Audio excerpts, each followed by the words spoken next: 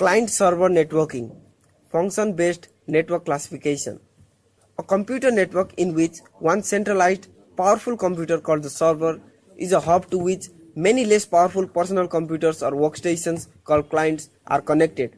The clients run programs and access data that are stored on the server.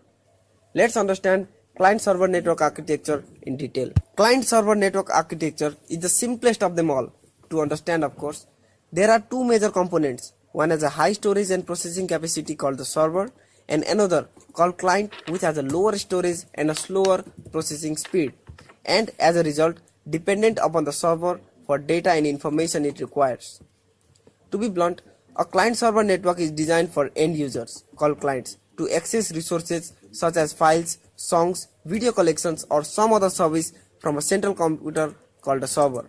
The server has the function of performing the task it's named after, to serve the clients with whatever information they require. Take an example of a PlayStation network. Your PS4, let's assume, is the client, and when it logs into the network, it contacts the PlayStation Live servers to retrieve gaming resources like updates, videos, and game demos. A client does not share any of its resources, but requests the server's content or service function.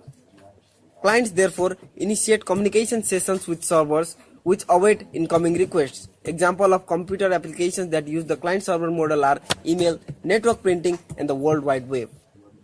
Let's see an example of how this system works.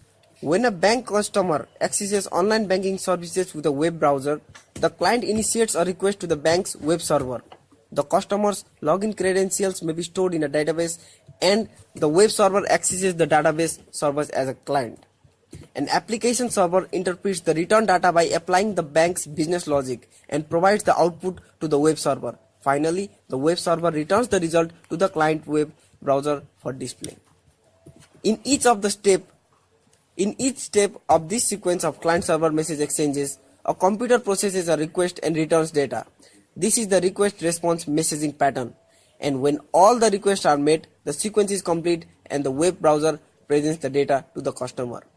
Moving on with our topic, let's understand what clients and servers are in detail. A client is a single user workstation that provides the presentation services and the appropriate computing connectivity and the database services relevant to the business need. Client computers can be classified as fat client, thin client, or hybrid client. Fat or a thick client. A fat client or thick client is a client that performs the bulk of any data processing operations itself and does not necessarily rely on the server. Unlike thin clients, thick clients do not rely on a central processing server because the processing is done locally on the user system and the server is accessed primarily for storage purposes. For that reason, thick clients often are not well suited for public environments. To maintain a thick client, IT needs to maintain all systems for software deployment and upgrades rather than just maintaining the applications of the server. For example, any personal computer. Thin client. Thin client use the resources of the host computer.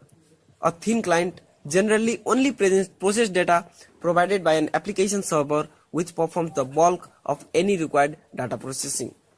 A thin client machine is going to communicate with the central processing server, meaning there is little hardware and software installed on the user's machine. A device using web application such as Office web apps is a thin client. Hybrid client. A hybrid client is a mixture of the above two client models. Similar to a fat client, it processes locally but relies on the server for processing persistent data. This approach offers features from both the fat client, multimedia support, high performance, and the thin client, high manageability, flexibility. Hybrid clients are well suited for video gaming. Server. A server is one or more multi-user processors with shared memory providing computing, connectivity, and the database services and the interfaces relevant to the business need. Working of a client-server network. A typical client-server network has been shown in the figure above. Servers are typically powerful computers running advanced network operating systems. Servers can host email, store common data files, and serve powerful network applications such as Microsoft's SQL Server. As a centerpiece of the network, the server validates, log into the network, and can deny access to both networking resources as well as client software. End-user personal computer or network computer workstations are the clients. We shall discuss in detail about servers and understand some basic features of this model in the next article. Stay tuned for that. And like always, if you have any concerns, doubts or suggestions, just click on ask question at the left panel of your screen. Thank you very much.